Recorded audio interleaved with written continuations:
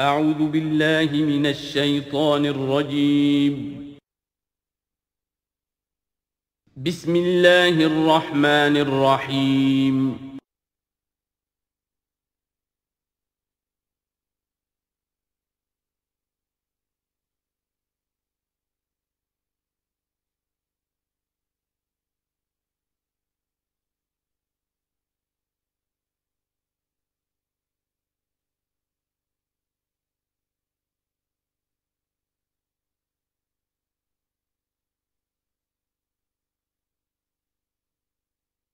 اعوذ باللہ من الشیطان الرجیم بسم اللہ الرحمن الرحیم وَلَقَدْ أَرْسَلْنَا نُوحًا إِلَىٰ قَوْمِهِ فَلَبِثَ فِيهِمْ أَلْفَ سَنَةٍ إِلَّا 50 عَامًا فَأَخَذَهُمُ الطُّوفَانُ وَهُمْ ظَالِمُونَ صدق اللہ العظیم. رب اشرح لي صدری ويسر لي امری واحلل عقدۃ من لسانی یفقہوا قولی. سورہ عنکبوت کے کل 7 رکوع ہیں. پہلا رکوع جیسا کہ میں عرض کر چکا ہوں کہ قرآن مجید کے اہم ترین مقامات میں سے ہے. خاص طور پر دعوت اور تحریک اور اللہ تعالیٰ کے دین کے غلبے کی جد و جہد میں جو مسائل درپیش ہوتے ہیں کارکنوں کو، اس دور میں جب کہ پرسیکیوشن ہو، ستایا جا رہا ہو، مشکلات آ رہی ہوں، قربانیاں دینی پڑیں، تو اس کے جتنے بھی مسائل پیدا ہوتے ہیں ان سب کا بہت ہی جامع جو بیان ہے اور رہنمائی ہے وہ اس رکوع میں آ چکی ہے. تو یہ نوٹ کر لیجئے کہ مطالعہ قرآن حکیم کے جس منتخب نصاب کا میں تذکرہ کرتا رہا ہوں چند دنوں سے، اس کا جو 5واں حصہ ہے اس کا پہلا سبق جو ہے وہ اسی سورہ عنکبوت کے پہلے رکوع پر مشتمل ہے، اور یہ اس حصے کا یوں سمجھیے کہ بمنزلہ فاتحہ ہے اس حصے کے لیے. اب جو بقیہ 6 رکوع ہیں ان میں 3 میں انباء الرسل کا معاملہ آ رہا ہے، لیکن ظاہر بات ہے کہ یہاں جو انباء الرسل آ رہے ہیں تو بیچ بیچ میں خاص طور پر یہی جو مسئلہ ہے بیک گراؤنڈ میں جو مسلمانوں کے مسائل درپیش ہیں اور جو اس وقت حضور صلی اللہ علیہ وسلم اور آپ کے ساتھی جن مسائل سے دوچار ہیں، اور جو کچھ کہ کشاکش جو ہے مکے میں ہو رہی ہے اہل کفر اور اہل ایمان کے مابین، تو اس کے یوں سمجھیے بٹوین دی لائنز وقفے وقفے سے اس کی طرف بھی اشارے ہیں. پھر جو بقیہ 3 رکوع رہ جائیں گے ان 3 رکوعوں میں 2 لڑیاں ہیں جو بٹی ہوئی ہیں. ایک لڑی میں خطاب ہے مشرکین عرب کی طرف، اور ایک لڑی میں جو اہل ایمان تھے، جو حضور صلی اللہ علیہ وسلم پر ایمان لائے تھے، جو ان مشکلات سے دوچار تھے، وہاں بھی پھر گن کر 10 ہدایات ان کو دی گئی ہیں. لیکن وہاں یہی ہے کہ وہ بٹی ہوئی ہونے کی وجہ سے لڑیاں وہ کٹا پھٹا معاملہ ہوگا، جیسے کہ سورہ بقرہ میں آپ کو بتا چکا ہوں یا سورہ نساء میں. وَلَقَدْ أَرْسَلْنَا نُوحًا إِلَىٰ قَوْمِهِ، اور ہم نے بھیجا تھا نوح کو اس کی قوم کی طرف. فَلَبِثَ فِيهِمْ أَلْفَ سَنَةٍ إِلَّا 50 عَامًا، تو رہا ان کے مابین وہ 1000 برس سے صرف 50 برس کم، 950 برس. حضرت نوح کا ذکر کتنی مرتبہ آ چکا ہے، لیکن یہ بات پہلے کبھی نہیں کہی گئی. یہاں کیوں کہی گئی کہ اے مسلمانوں تم ابھی پریشان ہو گئے ہو، ابھی عشق امتحان اور بھی ہیں. اور جیسے کہ سورہ انعام میں آیا تھا، اے نبی اگر آپ کو یہ جھٹلا رہے ہیں وَإِن يُكَذِّبُوكَ فَقَدْ كُذِّبَ رُسُلٌ مِّن قَبْلِكَ، تو آپ سے پہلے ہمارے رسول تھے، انہوں نے صبر کیا. ذرا یاد کیجئے کہ ہمارے بندے نوح نے صلی اللہ علیہ السلام 950 برس تک صبر کیا. تو اے مسلمانوں تم سوچو، تم ابھی سے گھبرا گئے. یہ موج پریشاں خاطر کو پیغام لبے ساحل نے دیا ہے، دور وصال بحر کبھی تو موجوں میں گھبرا بھی گئی. فَأَخَذَهُمُ الطُّوفَانُ وَهُمْ ظَالِمُونَ، تو اس کی قوم کو، حضرت نوح کی قوم کو آ پکڑا طوفان نے اور وہ ظالم تھے، گناہگار تھے. فَأَنجَيْنَاهُ وَأَصْحَابَ السَّفِينَةِ، تو ہم نے بچا لیا اس کو یعنی حضرت نوح کو اور کشتی والوں کو. وَجَعَلْنَاهَا آیَةً لِّلْعَالَمِينَ، اور اسے ہم نے بنا دیا تمام جہانوں کے لیے، تمام جہان والوں کے لیے ایک نشانی. وَإِبْرَاهِيمَ، اور ہم نے بھیجا ابراہیم کو. اذ قال لقومه، جبکہ اس نے کہا اپنی قوم سے، اعبدوا اللہ واتقوہ، اللہ کی بندگی اختیار کرو اور اس کا تقوی اختیار کرو. ذالکم خیر لکم ان کنتم تعلمون، یہی تمہارے لیے بہتر ہے اگر علم رکھتے ہو. انما تعبدون من دون اللہ اوثانا، یہ جن کو تم پوج رہے ہو اللہ کو چھوڑ کر، یہ تو صرف کچھ بت ہیں، ان کے تھان ہیں جو تم نے بنا لیے ہیں. وتخلقون افکا، اور تم نے جھوٹ موٹ گھڑا ہوا ہے، یہ اس کی کوئی بنیاد نہیں، کوئی سند نہیں، نہ عقل میں اور نہ ہی کسی اللہ کی اتاری ہوئی کتاب میں. ان الذین تعبدون من دون اللہ لا یملکون لکم رزقا، یہ لوگ جنہیں تم پوجتے ہو اللہ کے سوا وہ تمہیں رزق نہیں دینے کا اختیار رکھتے. فابتغوا عند اللہ الرزق، تو رزق تلاش کرو اللہ کے پاس، اللہ سے مانگو رزق، اللہ سے اپنی مشکل کشائی کی درخواست کرو، اللہ سے اپنی حاجت روائی کے لیے دعا کرو، وَاعْبُدُوهُ اور اس کی بندگی کرو، وَاشْكُرُوا لَهُ اور اس کا شکر ادا کرو، الیہ ترجعون یقیناً اسی کی طرف تم لوٹا دیے جاؤ گے۔ اب یہ ذکر حضرت ابراہیم کا کر کر طویل جو ہے ایک جملہ معترضہ آ رہا ہے کہ رخ موڑ دیا گیا ہے اس وقت جو کشاکش ہو رہی تھی حضور کے اور مشرکین مکہ کے درمیان، اب ذکر اس کا ہو رہا ہے۔ وَإِن تُكَذِّبُوا گویا کہ اب خطاب ہو رہا ہے اہل مکہ سے، اور اگر تم جھٹلا رہے ہو فقد کذب امم من قبلکم، تو دیکھو تم سے پہلے بہت سی قوموں نے جھٹلایا، وما علی الرسول الا البلاغ المبین، اور ہمارے رسول پر محمد پر صلی اللہ علیہ وسلم کوئی ذمہ داری نہیں ہے سوائے واضح طور پر اور صاف صاف پہنچا دینے کے۔ اولم یروا کیف یبدی اللہ الخلق ثم یعیدہ، کیا وہ دیکھتے نہیں ہے کیسے اللہ تعالیٰ تخلیق پہلی مرتبہ کرتا ہے پھر وہ دوبارہ بھی کرے گا۔ ان ذلک علی اللہ یسیر، اور یہ اللہ تعالیٰ پر بہت آسان ہے۔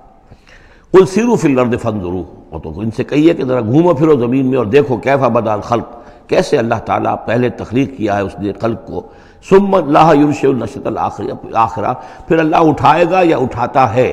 دنیا میں بھی ہو رہا ہے کہ کھیتی جو ہے وہ ختم ہو گئی، پھر اگلی پھر فصل آ گئی، پھر فصل آ گئی، یہ تو ایک سائیکل چل رہا ہے، اور پھر یہ کہ اللہ تعالیٰ دوسری مرتبہ تمہیں اسی طرح اٹھا دے گا۔ نشأۃ آخرہ جو ہے آخرت کی جو تمہیں اٹھانا ہے وہ اللہ کے اختیار میں ہے۔ ان اللہ علی کل شیء قدیر، یقیناً اللہ ہر شے پر قادر ہے۔ یعذب من یشاء ویرحم من یشاء، وہ جس کو چاہتا ہے عذاب دیتا ہے دے گا، اور جس کو چاہے گا رحم فرمائے گا۔ وإلیہ تقلبون، اور اسی کی طرف تم لوٹا دیے جاؤ گے۔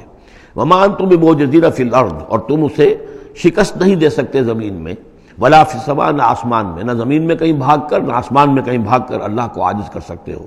وما لکم من دون اللہ من ولی ولا نصیر، اور نہیں ہے کوئی تمہارا اللہ کے سوا نہ حمایت، یعنی اللہ کے ورے یا اللہ کے مقابلے میں۔ یہ دون کا لفظ بہت سے معنی دیتا ہے عربی زبان میں، دیکھنا ہوتا ہے کس کانٹیکسٹ میں کیا معنی ہے۔ اس کانٹیکسٹ میں اللہ کے مقابلے میں تمہارا کوئی نہ ولی ہوگا نہ نصیر ہوگا، نہ کوئی حمایتی نہ مددگار۔ والذین کفروا بآیات اللہ ولقائہ، اور جن لوگوں نے کفر کیا اللہ کی آیات کا اور اس سے ملاقات کا انکار کیا، اولئک یئسوا من رحمتی، یہ وہ لوگ ہیں جو میری رحمت سے مایوس ہو چکے ہیں۔ واولئک لہم عذاب علیم، اور ان کے لیے تو دردناک عذاب ہے۔ یہاں یہ جملہ معترضہ ختم ہوا اور اب پھر حضرت ابراہیم کا تذکرہ آ رہا ہے۔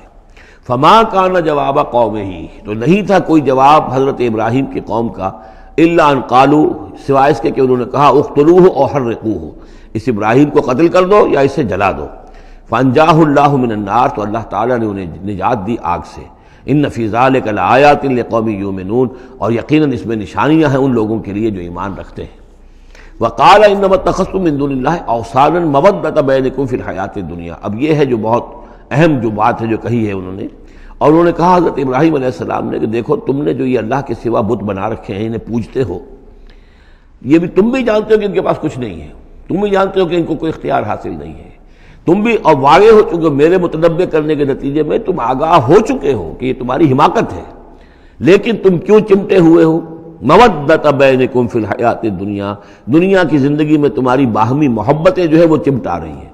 اب کیا کریں، ہماری قوم ہے، ہماری برادری ہے، ہمارا خاندان ہے، وہ سب یہی کر رہا ہے، میں اگر چھوڑ دوں گا تو میں آؤٹ کاسٹ ہو جاؤں گا، میں تو نکل جاؤں گا پھر برادری سے، اکیلا آدمی کیسا رہے۔ یہ چیزیں ہیں کہ جو انسان کو پھر جمع کر رکھتی ہیں۔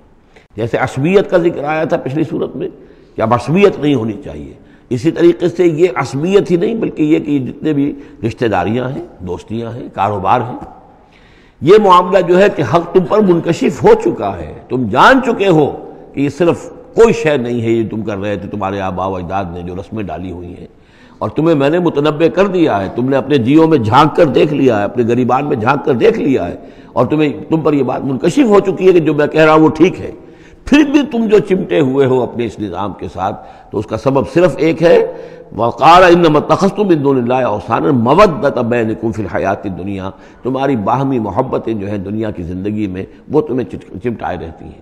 یہی معاملہ ہے اس دنیا میں جب کوئی تحریک اٹھتی ہے اللہ کے دین کے کام کرنے کے لیے، اور بہت مخلص لوگ اس میں شامل ہوتے ہیں، محنت کرتے ہیں، کوشش کرتے ہیں۔ فرض کیجئے کسی شخص سے کوئی غلطی ہو گئی، کوئی غلط رخ مڑ گئی تحریک، اب وہ تحریک جو ہے وہ کافی عرصے کے بعد اس کے اثرات ظاہر ہوئے، اس کے نتائج جو ہے لوگوں کے سامنے آ رہے ہیں، محسوس بھی ہو جاتا ہے کہ یہ واقعتاً ہم کسی غلط راستے پر آ گئے ہیں، لیکن یہ کہ پھر وہ ایک عصبیت جماعتی ایسی پیدا ہو جاتی ہے کہ سب کچھ ماننے کے باوجود پھر اس جماعت کو چھوڑنے کو تیار نہیں ہوتے۔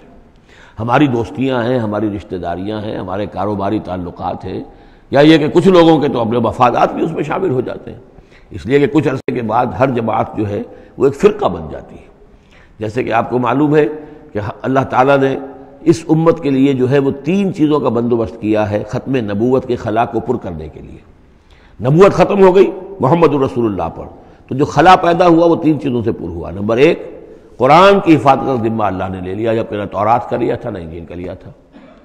نمبر 2، ہر صدی میں مجددین کے اٹھانے کا اہتمام کر لیا، ایسے لوگ اٹھاتے رہے، نبی تو نہیں ہوں گے، وہی نہیں آئے گی، لیکن وہ دین کو تازہ کریں گے، دین کی حقیقی تعلیمات جو لوگ بھول چکے ہوں گے دوبارہ یاد دلائیں گے، دین کی اصل حقائق کی طرف متوجہ کریں گے۔ اور تیسرا یہ کہ ایک جماعت ضرور قائم رہے گی حق پر، لا تزال فی امتی طائفۃ قائمین علی الحق۔ اب ہوتا کیا ہے، ایک صدی میں کوئی ایک مجدد اٹھا، اس نے ایک محنت کی، کوشش کی، جد و جہد کی، کچھ لوگ اس کے گرد آ گئے، جمع ہو گئے، اعوان و انصار ہو گئے، وہ ایک جماعت بن گئے۔ لیکن یہ کہ اگلی نسل میں کیا ہوگا، یہ لوگ جو آئے تھے اس کے ساتھ، یہ تو آئے تھے فیس ویلیو پر اس کو قبول کرنے کے، یہ دعوت صحیح ہے، لیکن ان کی اولاد اب اس لیے چمٹ رہی ہے کہ ہمارے والد تھے اس جماعت میں۔ اب یہ عصبیت کا ایک سلسلہ شروع ہوا۔ تیسری نسل میں آ کر پھر یہ ہو جاتا ہے، اتنے عرصے میں اس جماعت کا ایک حلقہ بن گیا، اس کے آپس کے دوستیاں ہیں، تعلقات ہیں، لین دین بھی ہے، رشتہ داریاں بھی ہو گئی ہیں، لہذا وہ ایک فرقے کی شکل اختیار کر لیتے ہیں۔ اب اس فرقے کے ساتھ چمٹ کر لوگ رہتے ہیں، لیکن پھر اللہ تعالیٰ کسی اور کو اٹھاتا ہے، اور پھر کوئی اللہ کا بندہ جو ہے اسی کام کو اثر نو شروع کرتا ہے۔ یہی ہوتا آیا ہے، اسی لیے ہر صدی میں مجددین، اس لیے کہ تیسری نسل میں آ کر دعوت جو ہے وہ لازماً اس کے اندر خرابی پیدا ہو جاتی ہے۔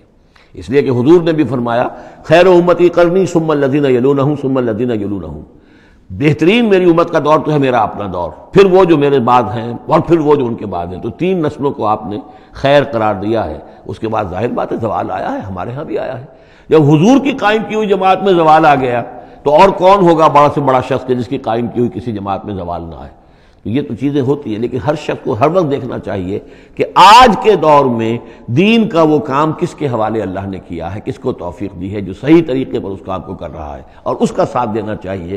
کسی جماعتی عصبیت، جس طرح کسی قبائلی عصبیت کے اندر مبتلا نہیں ہونا چاہیے، ایسے ہی کسی جماعتی عصبیت میں بھی مبتلا نہیں ہونا چاہیے۔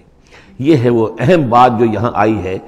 قال انما اتخذتم من دون الله اوثانا مودة بينكم في الحیاۃ الدنیا ثم یوم القیامۃ یکفر بعضکم بعضا ببعض، پھر قیامت کے تم ایک دوسرے کا انکار کرو گے، تم ابھی تو بڑی دوستیاں ہیں، بڑا گٹھ جوڑ ہے، وَيَلْعَنُ بَعْضُكُمْ بعضا، اور تم میں سے بعض دوسروں کو لعنت کریں گے، وَمَأْوَاكُمُ النَّارُ، اور تم سب کا ٹھکانہ ہوگی آگ، وَمَا لَكُم مِّن نَاصِرِينَ، اور نہیں ہوگا کوئی تمہارے لیے مدد کرنے والے۔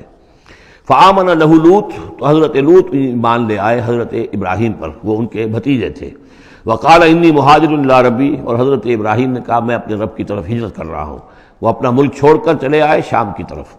قرآن مجید میں کہیں بھی پھر اس کے بعد یہ تذکرہ نہیں ملتا کہ ان کی قوم کا کیا حشر ہوا، پیچھے ان کو ہلاک کیا گیا، کیا ہوا، واللہ عالم۔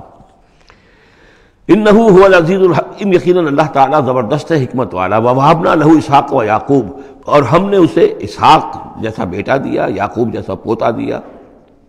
وجعلنا فی ذریتہ النبوۃ والکتاب، اور پھر ہم نے اسی کی نسل میں، اسی کی اولاد میں نبوت اور کتاب رکھ دی۔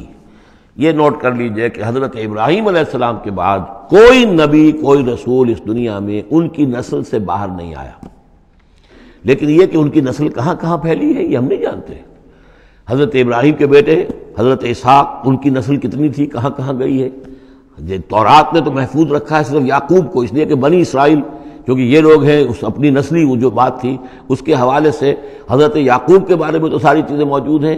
حضرت اسحاق کی کوئی اور بیٹا بھی تھا کہ نہیں تھا، عیسو تھا مثلا، تو وہ عیسو کہاں ہے، اس کی اولاد کہاں گئی۔ اس طرح بنی قطورہ، کئی بیٹے تھے حضرت ابراہیم کے حضرت قطورہ سے، تو ان میں سے صرف ایک کا ہمیں تذکرہ ملتا ہے، اور وہ ہے حضرت شعیب جس نسل میں آئے ہیں، مریم کی اولاد، باقی کہاں گئے۔ تو اسی طریقے سے یہ کہ یہ در حقیقت یہ اولاد ابراہیم کہاں کہاں پھیلی ہے، جیسے کہ میرا گمان ہے کہ ہندوستان میں بھی آئی ہے۔ نہ صرف یہ کہ ہو سکتا ہے کہ حضرت اسحاق کی اولاد میں سے عیسو کی اولاد آئی ہو اور وہ یہاں پر آباد ہوئی ہو، لیکن یہ کہ ان کا تعلق بھی یہ خاص طور پر برہمن طبقہ جو ہے، میں سمجھتا ہوں کہ وہ اسی طریقے سے ابراہیم کی نسل سے ہے۔ برہمن ابراہیم سے تعلق رکھنے والا برہمن، تو یہ میں سمجھتا ہوں کہ لفظی جو ہے اس کے اندر مناسبت موجود ہے۔ واللہ عالم، یقین سے ہم نہیں کہہ سکتے، الا یہ کہ کوئی شخص ہسٹری کا اس کو اپنا ریسرچ کا موضوع بنائے، بڑا عالم ہو وہ لائبریریاں جو ہیں کھنگالے اور پرانی تاریخیں دیکھے شاید۔ وَوَهَبْنَا لَهُ إِسْحَاقَ وَيَعْقُوبَ وَجَعَلْنَا فِي ذُرِّيَّتِهِ النُّبُوَّةَ وَالْكِتَابَ، ہم نے اسی کی نسل میں، اسی کی اولاد میں نبوت اور کتاب رکھ دی۔ طویل عرصے تک وہ نبوت و کتاب آتی رہی حضرت یعقوب کی اولاد میں، پھر آخری نبوت و رسالت حضرت اسماعیل کی اولاد میں۔ وَآتَيْنَاهُ أَجْرَهُ فِي الدُّنْيَا، ہم نے اسے اجر جو ہے دنیا میں بھی عطا فرمایا۔ وَإِنَّهُ فِي الْآخِرَةِ لَمِنَ الصَّالِحِينَ، اور یقیناً وہ آخرت میں ہمارے بڑے نیک بندوں میں سے ہیں۔ وَلُوطًا، اور ہم نے لوط کو بھیجا، اذ قال لقومه إنكم لتاتون الفاحشة، جب انہوں نے کہا اپنی قوم سے، یہ جو قوم کہا گیا مجازن، حقیقتاً وہ قوم ان کی نہیں تھی، حضرت لوط جو ہے وہ تو بھیجے گئے ہیں ان شہروں کی طرف، یہی ایک استثناء ہے، ورنہ ہر قوم کی طرف رسول اسی کی امت اسی میں سے بھیجا گیا۔ لیکن چونکہ حضرت ابراہیم کے بعد کوئی رسول کسی اور قوم میں ہو نہیں سکتا، اس لیے عمورہ اور صدوم کی بستیوں میں جو بھیجے گئے وہ حضرت لوط ہیں جو حضرت ابراہیم علیہ السلام کے بھتیجے ہیں۔ انکم لتاتون الفاحشۃ، تم لوگ بڑی بے حیائی کا ارتکاب کر رہے ہو، ما سبقکم بہا من احد من العالمین، تمام جہان والوں میں کسی قوم نے تم سے پہلے یہ حرکت نہیں کی۔ انکم لتاتون الرجال، کیا تم مردوں کی طرف آتے ہو اپنی شہوت کو پورا کرنے کے لیے، وتقطعون السبیل، اور راستہ مارتے ہو، یعنی فطرت کا راستہ تو یہ ہے، اولاد ہوتی ہے تو ہوتی ہے مرد اور عورت کے ملاپ سے، تم نے جو راستہ اختیار کیا تو گویا کہ اس فطرت کی راہ کو تم کاٹ رہے ہو۔ وَتَأْتُونَ فِي نَادِيكُمُ الْمُنكَرَ، اور تم اپنی مجلسوں میں یہ اس کا ارتکاب کرتے ہو، یہ ان کی بے حیائی کی اور ڈھٹائی کی انتہا ہو گئی تھی۔ فما کان جواب قوم ہی، تو نہیں تھا جواب اس کی قوم کا کوئی، الا ان قالوا، سوائے اس کے کہ انہوں نے کہا ائتنا بعذاب اللہ ان کنت من الصادقین، اے لوط اگر سچے ہو تو اللہ کا عذاب لے آؤ۔ قال رب انصرنی علی القوم المفسدین، تو انہوں نے حضرت لوط نے دعا کی پروردگار میری مدد فرما ان مفسدوں کے خلاف۔ ولما جاءت رسلنا ابراہیم بالبشریٰ، اور جب ہمارے جو ایلچی تھے یعنی وہ جو فرشتے آئے تھے انسانی شکل میں ابراہیم کے پاس بشرا لے کر، بشارت لے کر حضرت اسحاق کی ولادت کی، قالوا انا مہلکو اہل هذه القریہ، انہوں نے کہا کہ ہم ہلاک کرنے کے لیے بھیجے گئے ہیں ان بستی والوں کو، ان اہلھا کانوا ظالمین، یقیناً اس کے جو بستی والے جو ہیں، اس بستی کے لوگ رہنے والے وہ بڑے ظالم ہیں، گناہگار ہیں۔ قال ان فیہا لوطا، حضرت ابراہیم نے کہا اس میں تو لوط بھی تو ہے اسی بستی کے اندر۔ قالوا نحن اعلم بمن فیہا، انہوں نے کہا ہمیں خوب معلوم ہے کہ کون کون ہے اس میں۔ لننجینہ اہلہ الا امرأتہ، ہم اسے بچا لیں گے، نجات دیں گے اس کو بھی، اس کے گھر والوں کو بھی، سوائے اس کی بیوی کے، کانت من الغابرین، وہ ہوگی رہ جانے والوں میں۔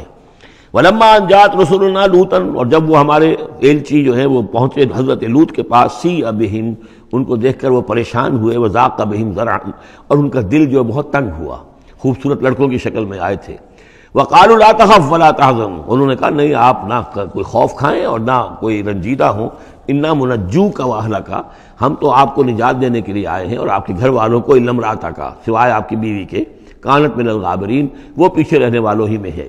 انا منزلون علی اہل هذه القریۃ رجزا من السماء، ہم نازل کرنے والے ہیں اس بستی کے رہنے والوں پر ایک آفت، ایک عذاب آسمان سے، بما کانوا یفسقون، پر سبب اس فسق کے اور فجور کے اور گندگی کے جو وہ کر رہے تھے۔ وَلَقَدْ تَرَكْنَا مِنْهَا آیَةً بَيِّنَةً، اور ہم نے چھوڑ دیا اس میں سے، اس بستی میں سے کوئی نشانی جو ہے وہ اس وقت تک موجود ہوگی جب کہ قرآن نازل ہوا ہے، اسی لیے کہ قرآن کہتا ہے بار بار تم گزرتے ہو ان بستیوں کے کھنڈرات کے اوپر سے، بَيِّنَةً لِقَوْمٍ يَعْقِلُونَ، ان لوگوں کے لیے کہ جو عقل سے کام لے۔ وَإِلَىٰ مَدْيَنَ أَخَاهُمْ شُعَيْبًا، اور مدین کی طرف ہم نے بھیجا ان کے بھائی شعیب کو، فقال یا قوم اعبدوا اللہ، اور انہوں نے کہا کہ اے میری قوم کے لوگو اللہ کی بندگی کرو، وارجوا الیوم الآخرہ، اور دیکھو آخرت کے دن کی، قیامت کے دن کی انتظار میں رہو، امید میں رہو، وہ قیامت کا دن آ کر رہے گا۔ ولا تعثوا فی الارض مفسدین، اور زمین میں فساد مچاتے مت پھرو۔ فکذبوہ، تو انہوں نے اس کو جھٹلا دیا، فاخذتہم الرجفۃ، تو انہیں آ پکڑا ایک زلزلے نے، فاصبحوا فی دارہم جاثمین، تو وہ اپنے گھروں کے اندر پڑے رہ گئے اوندھے ہوئے۔ وعادا وثمودا، اسی طرح عاد اور سمود، وقد تبین لکم من مساکنہم، اور تمہیں معلوم ہے کہ ان کے مسکن کہاں تھے، تمہارے لیے واضح ہیں کہاں رہتے تھے یہ، کہاں آباد تھے۔ وزین لہم الشیطان اعمالہم، اور شیطان نے ان کے لیے ان کے برے اعمال کو، مشرکانہ افعال کو مزین کر دیا تھا، اسی میں مگن تھے، خوش تھے۔ فصدہم عن السبیل، اور روک دیا تھا انہیں اللہ کے صحیح راستے سے، صراط مستقیم سے، جو صراط توحید ہے اس سے۔ وَكَانُوا مُسْتَبْصِرِينَ، حالانکہ وہ تھے بہت ہوشیار، بہت غور کرنے والے، سوچنے والے، بڑے دانشور تھے. لیکن یہ کہ یہ بڑے دانشور جو ہے کسی جگہ ایسا بھی ہوتا ہے، بہت بڑا عقل مند انسان جو ہے وہ اپنے ناک کے نیچے کے پتھر سے ٹھوکر کھاتا ہے. اور اس کی سب سے بڑی مثال جو ہے وہ ہمارے آج کل کے سائنسدان ہیں. کتنی باریکیاں دیکھ رہے ہیں اس کائنات کی، سب کچھ دیکھ لیا، اللہ نظر نہیں آتا. کہاں سے کہاں دیکھ رہے ہیں، کتنی بڑی بڑی ٹیلیسکوپس ہیں، اور کتنے ٹریلین وہ لائٹ ایئرز کے اوپر دریافت کر رہے ہیں کہ نیا ستارہ وجود میں آ گیا، سب کچھ ہو رہا ہے. لیکن یہ کہ ان تمام چیزوں کو دیکھنے کے باوجود ان کا دماغ اللہ کی طرف منتقل نہیں ہوتا. یہ ہے کہ ایک طرف سے اندھے ہیں، ایک آنکھ کھلی ہے، ایک آنکھ اندھی ہے.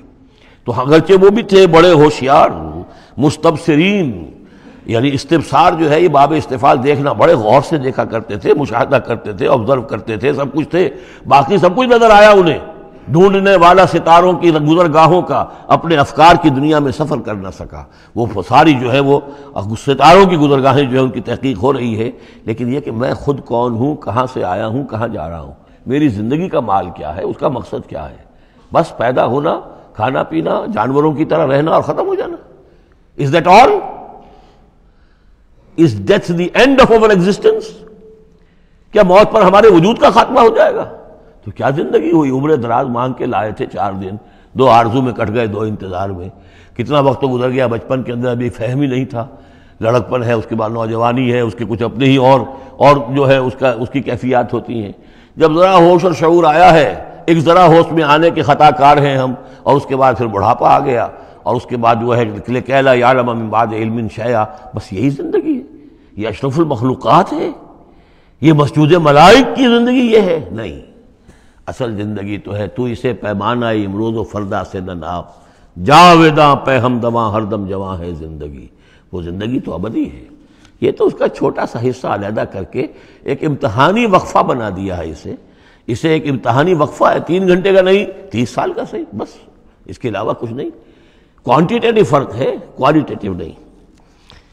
وَقَارُونَ وَفِرْعَوْنَ وَحَامَانَ، اور ہلاک کیا ہم نے قارون کو بھی اور فرعون کو بھی اور حامان کو بھی. وَلَقَدْ جَاءَهُم مُوسَىٰ بِالْبَيِّنَاتِ، ان کے پاس موسیٰ آئے تھے واضح تعلیمات لے کر. فَاسْتَكْبَرُوا فِي الْأَرْضِ، انہوں نے زمین میں تکبر کیا. وَمَا كَانُوا سَابِقِينَ، لیکن یہ کہ وہ ہماری پکڑ سے بچ کر نکل جانے والے نہیں تھے، ہم سے آگے نہیں نکل سکتے تھے. فَكُلًّا أَخَذْنَا بِذَنبِهِ، ہم نے سب کو پکڑا ان کے گناہوں کی پاداش میں.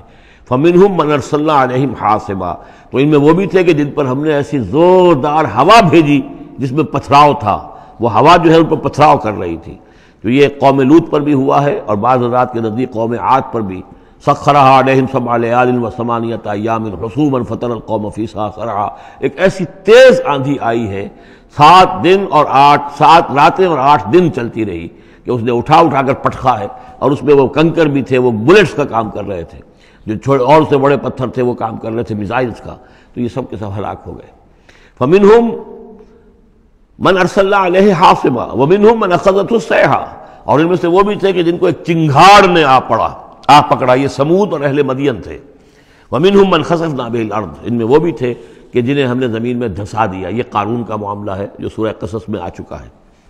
ومنہم من اغرقنا، اور وہ بھی تھے جنہیں ہم نے غرق کر دیا. اور غرق کرنے کے 2 طریقے ہوئے. ایک تو یہ کہ جو قوم آباد تھی، قوم نوح جہاں تھی، وہی غرق کیا، وہی کا وہی. لیکن یہ کہ ایک یہ ہے کہ فرعون کو اور اس کے فوج کو اور لاؤ لشکر کو ان کے محل سے نکال کر، ان کے شہروں سے نکال کر لا کر اور دریا سمندر میں غرق کیا. وما كان الله ليظلمهم، لیکن اللہ تعالیٰ ان پر ظلم کرنے والا نہیں تھا. ولكن كانوا انفسهم يظلمون، بلکہ یہ تو وہ خود اپنے اوپر ظلم کر رہے تھے. مثل الذين اتخذوا من دون الله اولیاء كمثل العنكبوت، یہ بھی اس حصے کی ان 3 رکوعوں کی بڑی اہم آیت ہے، تمثیل ہے. مثال ان لوگوں کی کہ جنہوں نے اللہ کے سوا کسی کو اپنا حمایتی بنا رکھا ہے. یہ حمایتی غیر مرئی بھی ہو سکتے ہیں، جیسے یہ ہماری دیوی ہے، یہ دیوتا ہے، یہ اس کی کرپا چاہیے، اس کی نظر کرم ہو، یہ ہمارے جو اولیاء اللہ ہیں ذرا ان کی طرف سے اگر کچھ ہمیں فیض پہنچ جائے. اور یہ بھی ہوتا ہے دنیا میں بھی، مادی اعتبار سے بھی. اور یہ جو بھی کاز اینڈ ایفیکٹ کا سلسلہ، اس کے تحت بھی تو ہم آخر لوگوں کو اپنا دوست سمجھتے ہیں، یہ ہمارے حمایتی ہیں، یہ ہماری مدد کریں گے. لیکن واقعہ یہ ہے کہ سوائے ایک اللہ کی دوستی کے باقی ساری دوستیاں جو ہیں وہ مکڑی کے جالے جتنی بس مضبوط ہیں، اس سے زیادہ نہیں ہے.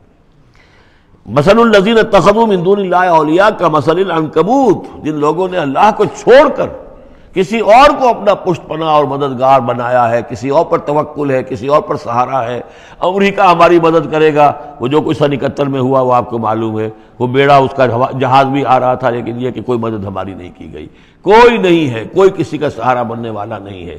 سہارا تو اگر کوئی ہے تو وہ اللہ ہے، لیکن اس کو تم نے چھوڑ دیا، اس کو سہارا نہیں بنایا۔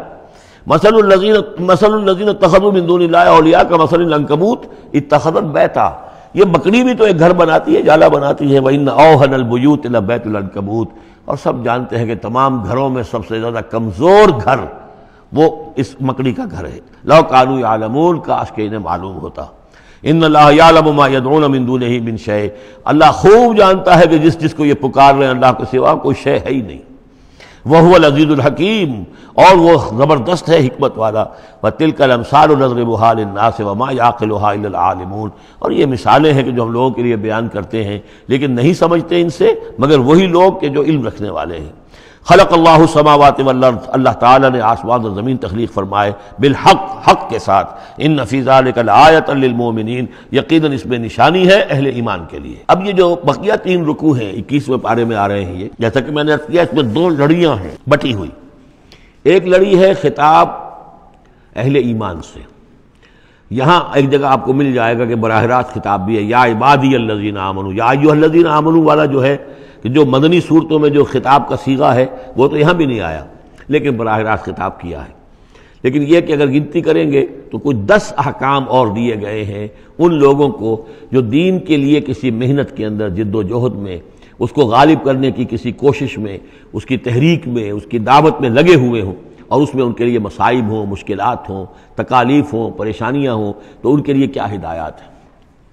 سب سے پہلی ہدایت 100 ہدایتوں کی ایک ہدایت، اتل ما اوحی الیک من الکتاب، تلاوت کرتے رہا کرو اس شے کی جو وحی کی گئی ہے آپ کی جانب کتاب میں سے۔ یہی ہم پڑھ چکے ہیں سورہ کہف میں بھی، وَاتْلُ مَا أُوحِیَ إِلَيْکَ مِن کِتَابِ رَبِّکَ لَا مُبَدِّلَ لِکَلِمَاتِهِ وَلَن تَجِدَ مِن دُونِهِ مُلْتَحَدًا۔ وہی بات، سب سے بڑا سہارا بندہ مومن کا کیا ہے؟ اللہ پر جتنا یقین ہوگا، اللہ پر جتنا بھروسہ ہوگا، اللہ سے جتنا تعلق ہوگا اتنا ہی صبر کرے گا۔ وَاصْبِرْ وَمَا صَبْرُكَ إِلَّا بِاللَّهِ، اور اللہ کے ساتھ تعلق کا سب سے بڑے ذریعہ یہ قرآن مجید ہے۔ طرفوا بِأَيْدِيكُمْ وَطَرَفُوا بِيَدِ اللَّهِ، اس کا ایک سرا تمہارے ہاتھ میں ہے، ایک سرا اللہ کے ہاتھ میں ہے۔ القرآن حبل اللہ الممدود من السماء إلى الأرض، حضرت عبداللہ ابن مسعود کی روایت کردہ حدیث ہے، حضور نے فرمایا یہ اللہ کی رسی ہے، مضبوطی کے ساتھ تھام لو اس کو، یہ تنی ہوئی ہے زمین سے آسمان تک۔ تو واعتصموا بحبل اللہ جميعا، تو اس کے لیے یہ کہ قرآن پڑھا کرو۔ اتل ما اوحی الیک من الکتاب واقم الصلاۃ، اور قرآن کے بعد نمبر 2 نماز قائم کرنا۔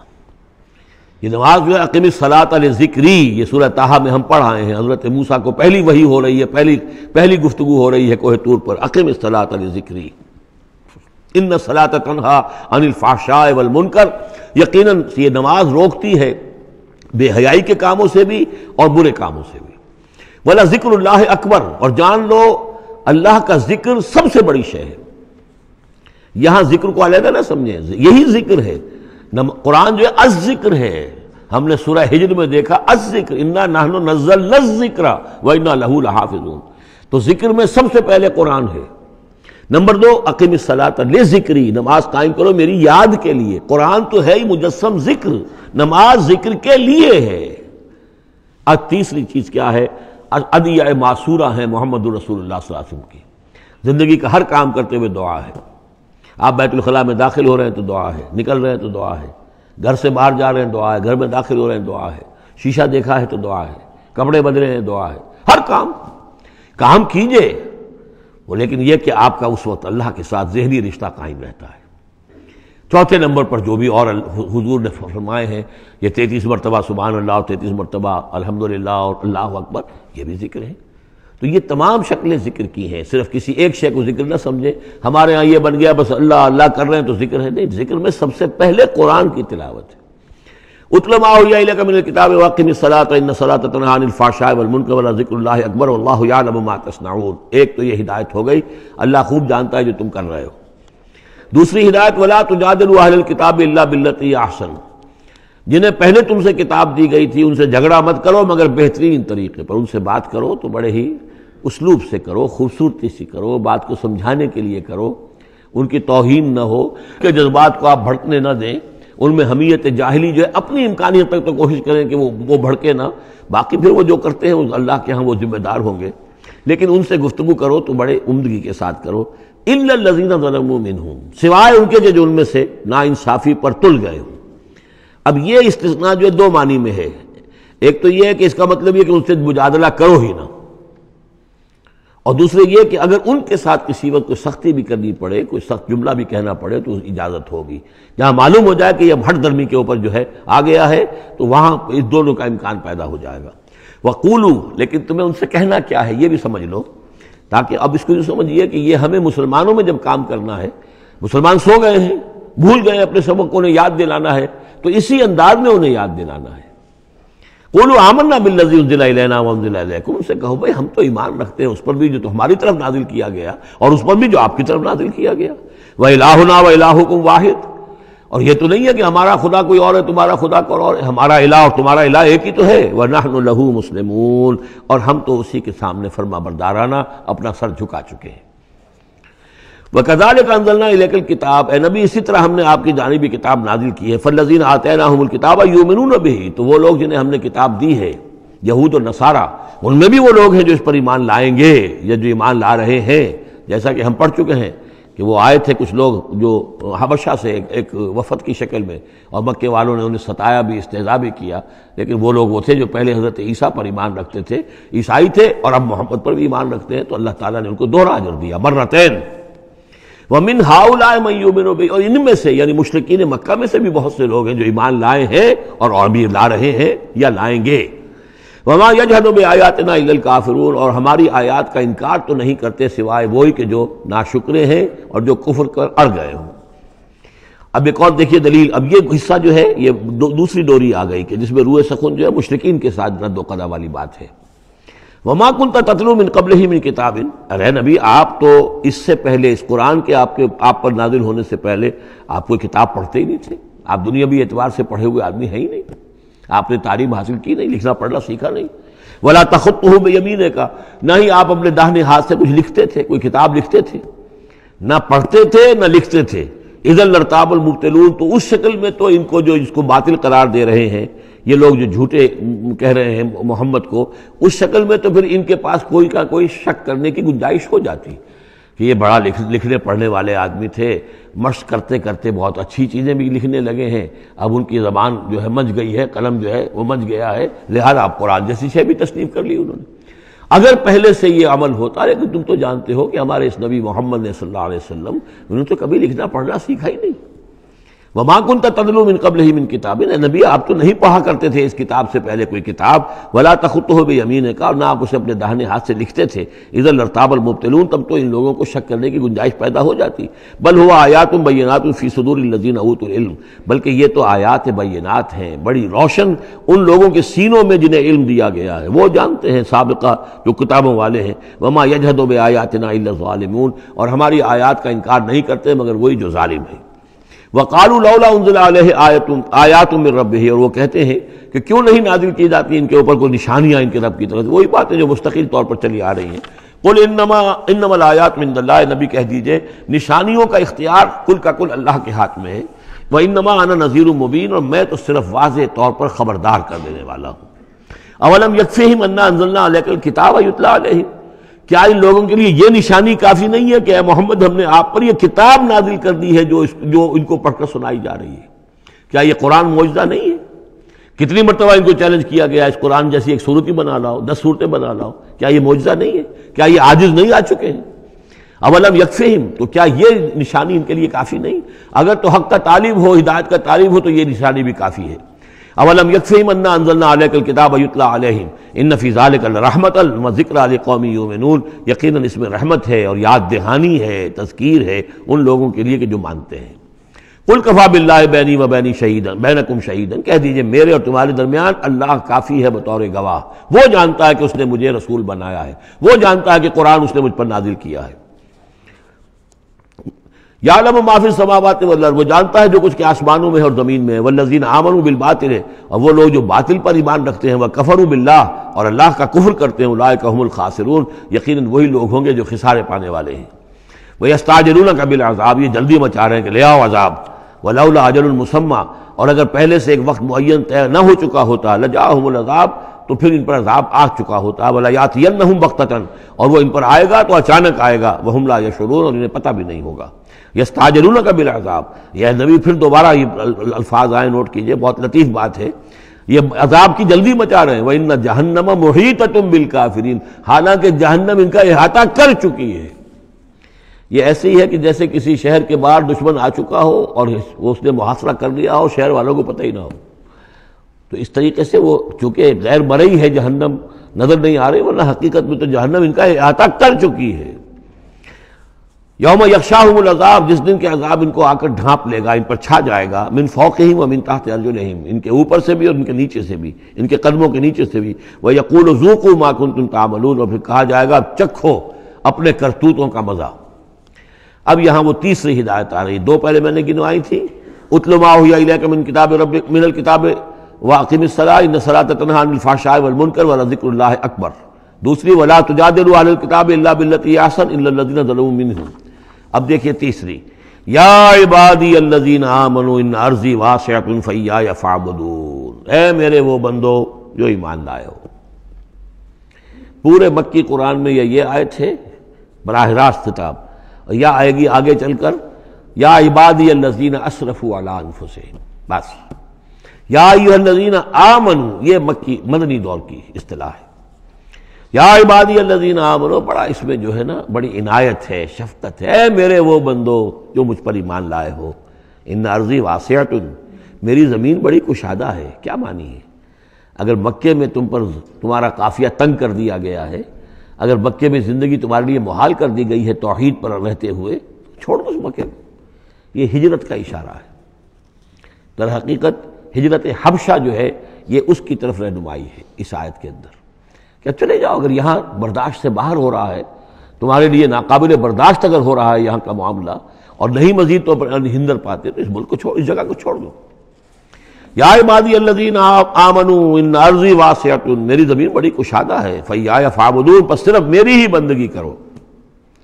چوتھی ہدایت، کل نفس ذائقۃ الموت، دیکھو موت تو آنی ہی آنی ہے، آج آ جائے کل آ جائے، آج نہ آئے کل آ جائے گی۔ آخر عمار اور یاسر کو ابو جہل نے اگر فرض کرو کہ ذبح کر دیا ہے، تو فرض کیجئے کہ چند دن اور جیتے تو موت تو پھر بھی آنی تھی نا۔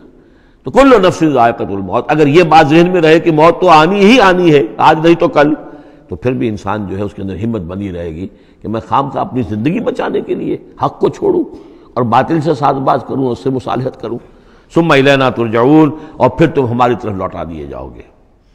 پانچویں بات، والذین آمنوا وعملوا الصالحات لنبوئنہم من الجنۃ غرفا، ہمارے اس وعدے پر پختہ یقین رکھو کہ جو ایمان لائیں گے اور نیک عمل کریں گے، ہم لازماً ان کو جگہ دیں گے اس جنت کے بالا خانوں میں، جو سورہ فرقان کے آخری رکوع میں آیا تھا، اولئک یجزون الغرفۃ بما صبروا، انہیں غرفہ بالا خانہ ملے گا۔ تو من الجنت غرفاً، جروں کے بالا خانے ملیں گے جنت کے، تجری من تحت الانہار خالدین فیہا، جس کے نیچے ندیاں بہتی ہوں گی، اس میں وہ ہمیشہ ہمیش رہیں گے۔ نعم اجر العاملین، کیا ہی اچھا ہوگا عمل کرنے والوں کا اجر۔ چھٹی بات، الذین صبروا وعلی ربہم یتوکلون، وہ لوگ کہ جو صبر کریں اور اپنے رب پر توکل کریں۔ صبر کرو اور توکل کرو، دو ہی چیزیں ہیں، جو آئے جھیلو، صبر کرو، برداشت کرو، اور جو کچھ کرنا ہے اس میں توکل اللہ پر ہو، اپنی ذات پر نہیں، اپنی طاقت پر نہیں، اپنی صلاحیت پر نہیں، اپنی ذہانت پر نہیں، اپنی فطانت پر نہیں، اپنی لیاقت پر نہیں، سارا توکل اللہ پر، نہ مادی اسباب و وسائل پر۔ اگلی ہدایت اور آ رہی ہے، وَكَأَيٍّ مِّن دَابَّةٍ لَا تَحْمِلُ رِزْقَهَا، یہ بھی نہ سمجھو کہ تمہارا رزق جو ہے کسی کے قبضے میں ہے وہ روک دے گا، اور تمہیں کیا کھاؤ گے کیا پیو گے۔ وَكَأَيٍّ مِّن دَابَّةٍ، تم دیکھتے نہیں کتنے حیوانات ہیں زمین میں، لا تحمل رزقها، کیا وہ اپنا رزق اٹھائے پھرتے ہیں؟ بڑا پیارے الفاظ ہیں انجیل میں، متی کی انجیل میں حضرت مسیح علیہ السلام کا جو پہاڑی کا وعظ ہے، اس میں انہوں نے اپنے شاگردوں سے خطاب کر کے کہا، کیوں فکر کرتے ہو کہ کیا کھاؤ گے کیا پیو گے؟ جنگل کی چڑیوں کو نہیں دیکھتے؟ نہ وہ کاشت کرتی ہیں، نہ ہل چلاتی ہیں، نہ بیج بوتی ہیں، نہ فصل کاٹ کر کہیں رکھتی ہیں، نہ کھتے بھرتی ہیں، پھر بھی میں تم سے کہتا ہوں کہ وہ خالی پیٹ صبح گھر سے نکلتی ہیں، شام کو آسودہ ہو کر آ جاتی ہیں۔ تو جو رب تمہارا جو رب ان کو چڑیوں کو کھلا رہا ہے وہ تمہیں نہیں کھلائے گا؟ اور کیوں فکر کرتے ہو کہ کیا پہنو گے، لباس کہاں سے ملے گا؟ جنگل کی سوسن کو نہیں دیکھتے کہ جتنا خوبصورت لباس اس کو اللہ نے دیکھ رکھا ہے؟ یہ جو بھی پودے ہیں اور جو پھول ہیں ان کے، تو سلیمان بھی اپنی ساری شان و شوکت کے باوجود ویسا ملبس نہ تھا، ویسا خوبصورت لباس تو سلیمان کو بھی میسر نہیں تھا جو اللہ نے ان پھولوں کو دے رکھا ہے۔ تو غور کرو، جو وہ زمین کی اس گھاس پھوس کو اور ان پودوں کو اس قدر حسین لباس دے رہا ہے، عمدہ لباس دے رہا ہے، جو ابھی ہیں اور کل نہیں ہوں گے، یا یہ کہ کاٹ کر اور وہ چولہوں میں جلا دی جائے گی گھاس، تو کیا وہ تمہیں نہیں پہنائے گا؟ لیکن تم یقین نہیں کرتے۔ توکل اور ایمان، یہ دونوں چیزیں ساتھ ساتھ جائیں گی۔ جتنا اللہ پر ایمان ہے اتنا ہی توکل ہوگا، جتنا ایمان کمزور ہے توکل بھی نہیں ہو سکے گا۔ تو الذین صبروا علی ربہم یتوکلون وکأی من دابۃ لا تحمل رزقها، یہ سارے جو ہیں چوپائے اپنا رزق لیے نہیں پھرتے، اللہ یرزقها وإیاکم، اللہ انہیں بھی رزق دیتا ہے، تمہیں بھی دے گا، وہو السمیع العلیم، اور یقیناً وہ سب کچھ سننے والا جاننے والا ہے۔ ایسا نہیں کہ اسے معلوم نہ ہو کہ میرا بندہ بھوکا ہے، میرا وفادار، میرا سپاہی، میرے دین کے لیے کام کرنے والا، اسے یہ معلوم نہ ہو کہ اس کو احتیاج ہے، اس کی کوئی ضرورت ہے۔ وہ نہ معلوم کس کے دل میں ڈالے گا کہ جو اس کے لیے ذریعہ بنا دے گا اس کو، اور اس کی ضرورت پوری ہو جائے گی۔ اب اس کے بعد وہ دوسری کڑی آ گئی کہ جس میں پھر اب وہ مشرکین مکہ سے وَلَئِن سَأَلْتَهُم مَّن خَلَقَ السَّمَاوَاتِ وَالْأَرْضَ وَسَخَّرَ الشَّمْسَ وَالْقَمَرَ، اگر ان سے آپ پوچھیں گے کس نے پیدا کیا آسمان اور زمین اور کس نے مسخر کیا سورج اور چاند کو، لَيَقُولُنَّ اللَّهُ، وہ کہیں گے اللہ نے، فَأَنَّىٰ يُؤْفَكُونَ، پھر کہاں سے یہ لوٹا دیے جاتے ہیں۔ اللہ یبسط الرزق لمن یشاء من عبادہ ویقدر لہ، یہ اللہ ہی ہے کہ جو اپنے بندوں میں سے جس کے لیے چاہتا ہے رزق کو کشادہ کر دیتا ہے، اور جس کے لیے چاہتا ہے ماپ تول کر دیتا ہے، کم کر دیتا ہے۔ ان اللہ بکل شیء علیم، یقیناً اللہ تعالیٰ ہر چیز پر ہر چیز کا علم رکھتا ہے۔ وَلَئِن سَأَلْتَهُم مَّن نَّزَّلَ مِنَ السَّمَاءِ مَاءً فَأَحْيَا بِهِ الْأَرْضَ مِن بَعْدِ مَوْتِهَا، اور اگر آپ ان سے پوچھیں گے کس نے برسایا آسمان سے پانی اور زندہ کیا زمین کو اس کے مردہ ہو جانے کے بعد، لَيَقُولُنَّ اللَّهُ، وہ کہیں گے فوراً اللہ نے کیا۔ قُلِ الْحَمْدُ لِلَّهِ، کہو پھر کل حمد کل شکر بھی اللہ ہی کے لیے ہے، بل اکثرہم لا یعقلون، لیکن یہ لوگ ان کی اکثریت عقل سے کام نہیں لیتی۔ اب اگلی اور ہدایت آ رہی اہل ایمان کے لیے، وَمَا هَٰذِهِ الْحَيَاةُ الدُّنْيَا إِلَّا لَهْوٌ وَلَعِبٌ وَإِنَّ الدَّارَ الْآخِرَةَ لَهِيَ الْحَيَوَانُ لَوْ كَانُوا يَعْلَمُونَ۔ دیکھو مسلمانوں، یہ دنیا کی زندگی تو کھیل کود کے سوا کچھ نہیں، کھیل ہے، کچھ جی کا بہلا لینا ہے، یہ ڈرامہ ہے جو ہو رہا ہے۔ یہاں بادشاہ ہوتا ہے کچھ عرصے کے لیے بادشاہ، جیسے ڈرامے میں بادشاہ ہوتا ہے، لیکن جب مرے گا تو کیا وہ بادشاہت کہاں رہ جائے گی؟ ایسے ہی ڈرامے سے نکل آئے گا، لباس اتار دے گا تو ایک ایکٹر کا ایکٹر ہے، چاہے وہ فقیر تھا پہلے اس ڈرامے کے اندر، اور دوسرا ایکٹر جو ہے بادشاہ تھا، باہر نکل کر 3 گھنٹے کے بعد دونوں کے دونوں ایک جیسے ہیں، اور نہ وہ بادشاہ ہے نہ وہ فقیر ہے۔ یہ ہے عارضی سا ہے، لیکن یہ کہ ان الدار الآخرۃ لہی الحیوان، یقیناً آخرت کا گھر وہ ہے اصل زندگی، زندگی وہ ہے۔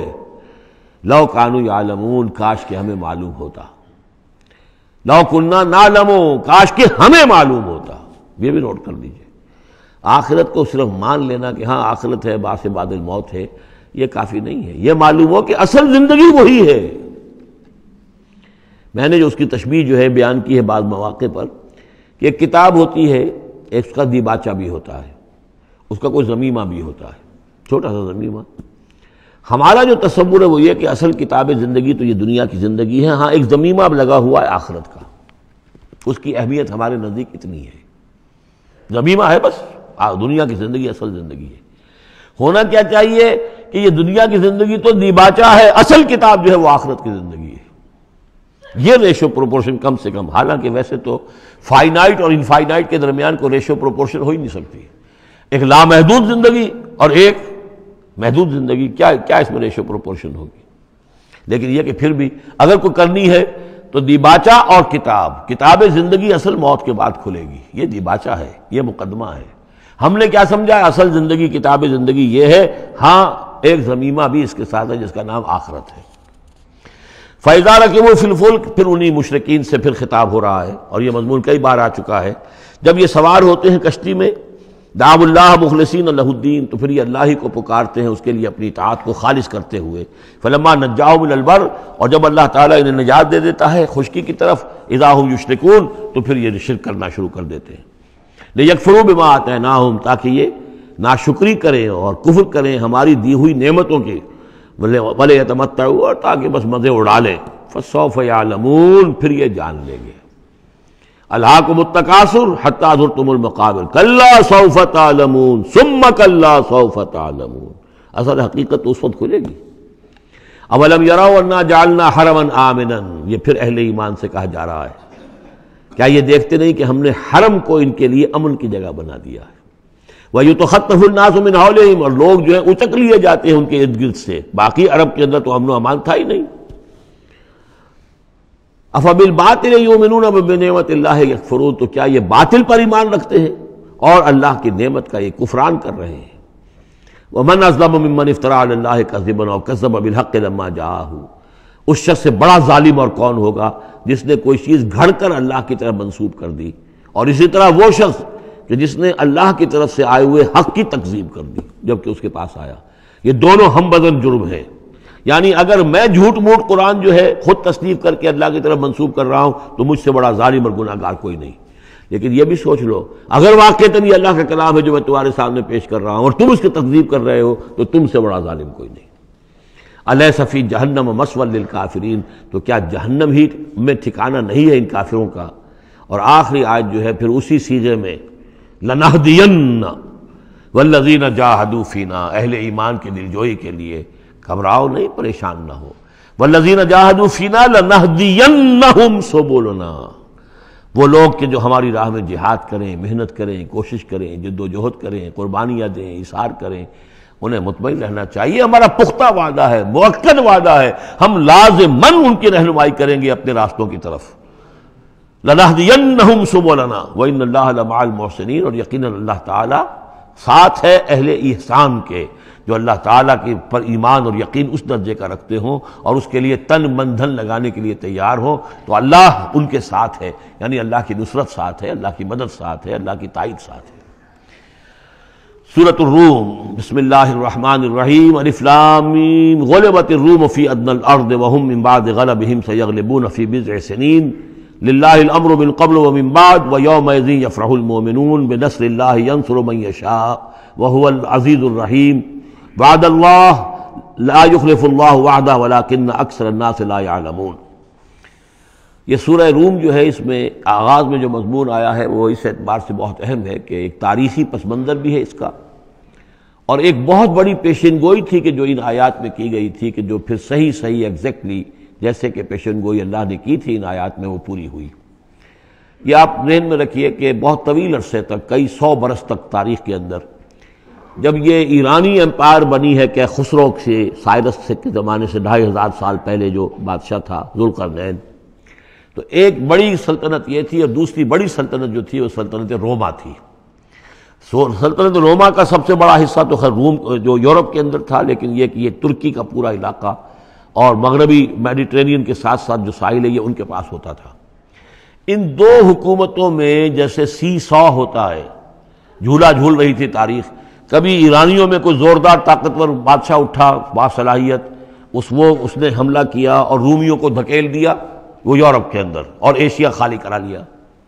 کبھی رومیوں میں کوئی زبردست طاقتور کوئی بادشاہ اٹھا جو کہ جس کے اندر صلاحیت تھی، وہ آ کر ایرانیوں کو دھکیلتا ہوا پیچھے لے جاتا تھا. تو اس طریقے سے یہ سی 100 جو ہے یہ کئی 100 برس تک جاری رہا. حضور کی بعثت کے زمانے میں ایسا معاملہ ہوا ہے کہ سن 614 میں، 602 سے لے کر 614 تک، اور حضور کی ولادت ہوئی 571 میں، یعنی جب حضور کی عمر 31 برس تھی اس سے لے کر اور 45 برس کی عمر تک ایک مسلسل جنگ چلی ہے ان دونوں کے مابین، روم اور ایران کی. لیکن سن 614 میں ایک بڑی زبردست شکست دی کیخسرو پرویز، کیخسرو ثانی وہ اپنے آپ کو کہتا تھا. پہلا کیخسرو تو تھا ذوالقرنین اور ثانی میں ہوں. اب بہرحال یہ ایک بڑا باصلاحیت حکمران تھا. اس نے شکست دی ہے رومیوں کو بہت بری طرح. شام میں اب یہ چونکہ رومی عیسائی ہو چکے تھے، سن 300 عیسوی میں یہ عیسائی ہو چکے تھے. یروشلم ان کا مقدس مقام تھا لیکن نام رکھا ہوا تھا ایلیا. سن 70 میں جو یروشلم کو انہوں نے برباد کیا تھا، تو اس کے بعد ہیڈریان ایک رومن امپرر تھا جس نے کہ دوبارہ آباد کیا یروشلم کو، اور لیکن اس کا نام بدل دیا. اب یروشلم نہیں تھا یہ، اس کا نام تھا ایلیا. ایلیا میں ان کی وہ صلیب بھی تھی جو ان کے عقیدے کے مطابق حضرت مسیح علیہ السلام کو جس پر صلیب دی گئی تھی، ان کا مقدس مقام تھے یہ. ان سب سے بھی ان کو کھدیڑ دیا، تقریباً ترکی سے بھی نکال دیا. استنبول جو ہے قسطنطنیہ، اس پر بھی اندیشہ ہوا کہ شاید ایرانی حملہ کر دیں گے. اس حد تک رومیوں کا حال پتلا ہو گیا. اب ہو یہ رہا تھا کہ جو عرب میں مکے میں ادھر حضور کی دعوت ہے، شروع ہو چکی ہے، 5 برس ہو گئے حضور کو دعوت دیتے ہوئے، یا یہ کہ 15 برس ہونے کو آئے ہیں.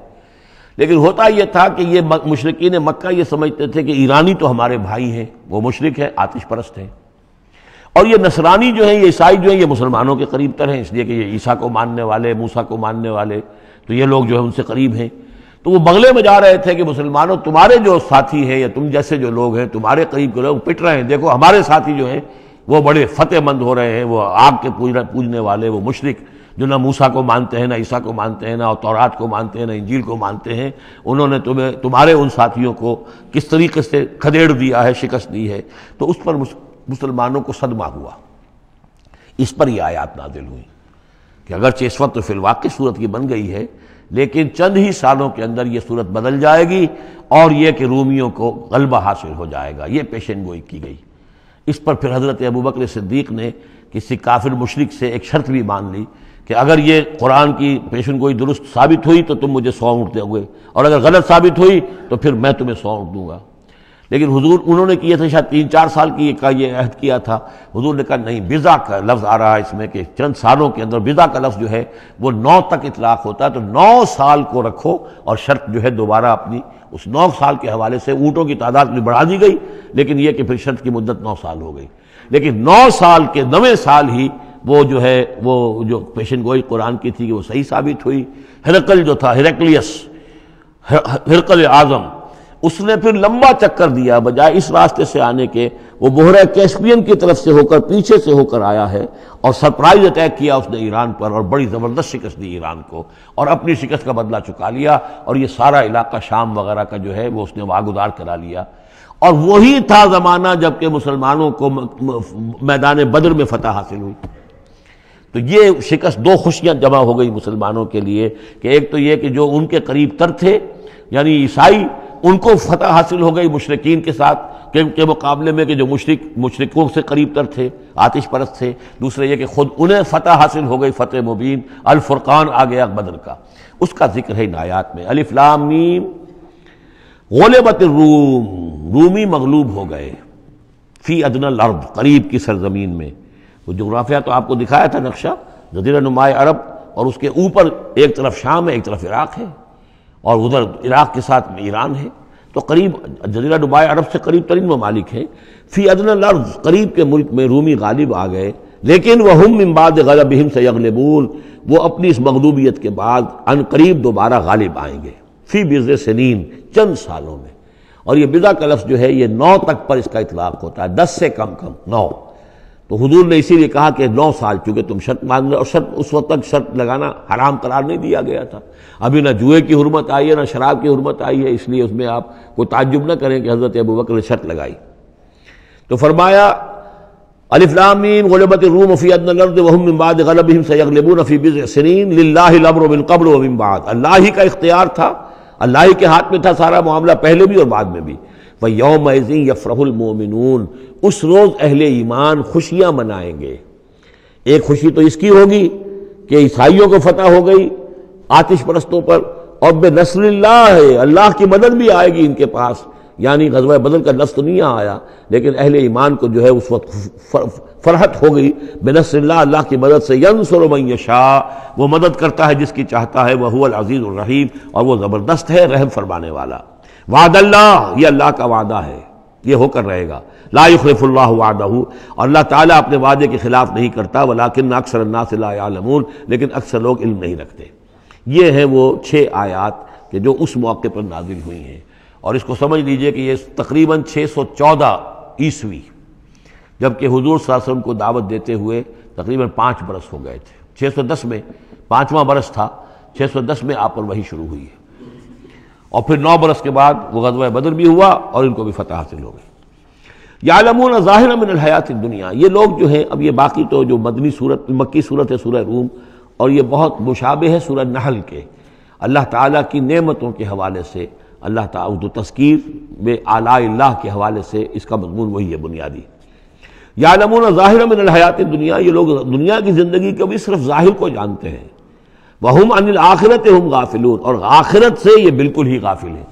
یعنی دنیا کی زندگی کی حقیقت یہ ہے کہ یہ مزرعۃ الآخرہ ہے، دنیا کی زندگی کی بھی اصل حقیقت یہ ہے کہ یہ کھیتی ہے جس میں بونا ہے آخرت میں کاٹنے کے لیے۔ وہ یہ بھول گئے کہ یہ آخرت کی کھیتی ہے، باقی جو ظاہر ہے اس کا کھاؤ پیو عیش کرو، بس یہی ان کے سامنے رہ گیا ہے، اور آخرت ان کے ذہنوں سے بالکل اوجھل ہو گئی ہے۔ اولم یتفکروا فی انفسہم، کیا یہ اپنی ذات میں غور نہیں کرتے؟ وان ما خلق اللہ السماوات والارض وما بینہما الا بالحق، نہیں پیدا کیا اللہ نے آسمانوں کو اور زمین کو، جو کچھ بھی ان دونوں کے مابین ہے، مگر حق کے ساتھ، واجل مسمى، اور ایک وقت معین تک کے لیے۔ یہ دائمی نہیں ہے، ہمیشہ رہنے والی نہیں ہے، اور یہ ایسے ہی کار عبث نہیں ہے۔ ربنا ما خلقت ھذا باطلا سبحانک فقنا عذاب النار وان کثیرا من الناس بلقاء ربهم لکافرون، اور یقیناً بہت سے لوگ جو ہیں اپنے رب سے ملاقات کا انکار کرتے ہیں۔ اولم یسیروا فی الارض فینظروا کیف کان عاقبۃ الذین من قبلہم، تو کیا یہ لوگ زمین میں گھومے پھرے نہیں ہیں کہ وہ دیکھتے کہ کیا انجام ہوا ان کا جو ان سے پہلے تھے۔ کانوا اشد منہم قوۃ، وہ کہیں زیادہ تھے شدید ان کے مقابلے میں قوت میں۔ واثاروا الارض وعمروها، اور انہوں نے زمین کو کاشت کیا اور اس کو آباد کیا، اکثر مما عمروها، اس سے کہیں زیادہ جتنا کہ انہوں نے آباد کیا ہے۔ وجاءتهم رسلهم بالبینات، اور ان کے پاس بھی آئے تھے ان کے رسول کھلی نشانیاں لے کر اور واضح تعلیمات لے کر۔ فما کان اللہ لیظلمہم، تو اللہ تعالیٰ ان پر ظلم کرنے والا نہیں تھا، ولکن کانوا انفسہم یظلمون، بلکہ انہوں نے خود اپنی جانوں پر آپ ہی ظلم کیا۔ ثم کان عاقبۃ الذین اساءوا السوء، پھر اس کے بعد جن لوگوں نے برے کام کیے، بری روش اختیار کی، تو ان کا پھر انجام بھی برا ہوا۔ ان کذبوا بآیات اللہ، انہوں نے اللہ تعالیٰ کی آیات کو جھٹلایا، وکانوا بہا یستہزئون، اور وہ اس کا ٹھٹھا کرتے رہے۔ اللہ یبدأ الخلق ثم یعیدہ، اللہ تعالیٰ پہلی مرتبہ پیدا کرتا ہے، ثم یعیدہ، یعیدہ بار بار آیا ہے، اس کا ترجمہ کہیں میں حال میں کر رہا ہوں اور کہیں مستقبل میں۔ فعل مضارع جو عربی زبان میں وہ دونوں کو کور کرتا ہے۔ اللہ تعالیٰ کیسے پیدا کرتا ہے؟ پہلی مرتبہ، اور پھر دوبارہ پیدا کرتا ہے، یعنی فصل ہے ایک ہوئی ہے، پھر اس کے بعد دوسری ہوئی ہے، تیسری ہوئی ہے، اور یہ بھی ہے کہ دوبارہ پیدا کرے گا، یعنی آخرت میں۔ ثم الیہ ترجعون، پھر تمہیں اسی کی طرف لوٹ جانا ہے۔ ویوم تقوم الساعۃ یبلس المجرمون، جس روز قیامت قائم ہو جائے گی، مجرم اس روز جو ہیں بالکل مایوس ہو کر رہ جائیں گے۔ ولم یکن لہم من شرکائہم شفاع، اور نہیں ہوں گے ان کے شریکوں میں سے کوئی بھی ان کے لیے شفاعت کرنے والے۔ وَكَانُوا بِشُرَكَائِهِمْ كَافِرِينَ، اور خود یہ بھی اس روز پھر اپنے ان شرکاء کا کفر کریں گے جب دیکھیں گے کہ وہ ہمارا کوئی مدد کرنے کو تیار نہیں۔ وَيَوْمَ تَقُومُ السَّاعَةُ يَوْمَئِذٍ يَتَفَرَّقُونَ، جس روز قیامت قائم ہوگی اس روز یہ تقسیم ہو جائیں گے، پولرائزیشن ہو جائے گی، علیحدہ علیحدہ ہو جائیں گے۔ کیا ہوگی پولرائزیشن؟ فَأَمَّا الَّذِينَ آمَنُوا وَعَمِلُوا الصَّالِحَاتِ فَهُمْ فِي رَوْضَةٍ يُحْبَرُونَ، تو وہ لوگ جو ایمان لائے تھے اور جنہوں نے نیک عمل کیے تھے وہ ہوں گے باغ میں، اور وہاں ان کی آؤ بھگت ہو رہی ہوگی، تواضع ہو رہی ہوگی۔ وَأَمَّا الَّذِينَ كَفَرُوا وَكَذَّبُوا بِآيَاتِنَا وَلِقَاءِ الْآخِرَةِ، اور وہ لوگ جنہوں نے کفر کیا تھا اور ہماری آیات کو جھٹلایا تھا اور آخرت کی ملاقات کا انکار کیا تھا، فَأُولَٰئِكَ فِي الْعَذَابِ مُحْضَرُونَ، تو وہ عذاب میں حاضر کر دیے جائیں گے، پکڑے ہوئے گرفتار کر کے عذاب میں لا کر حاضر کر دیے جائیں گے۔ فَسُبْحَانَ اللَّهِ حِينَ تُمْسُونَ وَحِينَ تُصْبِحُونَ، یہ اسی انداز میں دیکھیے سورہ نحل میں یہ آیت آئی تھی، بس اور انعام میں بھی۔ پھر اللہ ہی پاک ہے اس وقت بھی جب تمہیں شام ہوتی ہے، تم شام کرتے ہو، وحین تصبحون، اور جب کہ تم دوپہر ہوتی ہے، وحین تصبح جب صبح کرتے ہو، وَلَهُ الْحَمْدُ فِي السَّمَاوَاتِ وَالْأَرْضِ، اور اسی کے لیے ہے حمد اور تعریف آسمانوں میں اور زمین میں، وَعَشِيًّا وَحِينَ تُظْهِرُونَ، اور رات کے وقت بھی اور جب کہ دوپہر ہوتی ہے، ظہر کا وقت ہوتا ہے۔ یہ بھی نمازوں کے اوقات ہی کے حوالے سے، صبح کے وقت کی نماز ہے، شام کے وقت کی نماز ہے، رات کی نماز ہے، ظہر کی نماز ہے۔ یخرج الحی من المیت، وہ نکالتا ہے زندہ کو مردہ سے۔ انڈا بے جان شے ہے، اس میں زندگی کے کوئی آثار موجود نہیں ہے، اس میں سے چوزہ برآمد ہوتا ہے جاندار۔ ویخرج المیت من الحی، اسی طرح مرغی سے انڈا برآمد ہوتا ہے، اور بھی بہت سی چیزیں کہ جو نکل رہی ہیں۔ ویحیی الارض بعد موتہا، اور وہ زندہ کر دیتا ہے زمین کو اس کے مرنے کے بعد۔ وَكَذَلِكَ تُخْرَجُونَ، اور اسی طریقے سے تم کو بھی نکال لیا جائے گا قبروں سے، زمین میں جہاں تم دفن ہوگے، جہاں تمہارے اجزاء تحلیل ہو چکے ہوں گے، لیکن اللہ تعالیٰ اسی طریقے سے اس مردہ زمین میں سے جیسے فصل نکال لیتا ہے تمہیں نکال لے آئے گا۔ بارک اللہ لی ولکم فی القرآن العظیم ونفعنی وإیاکم بالآیات والذکر الحکیم۔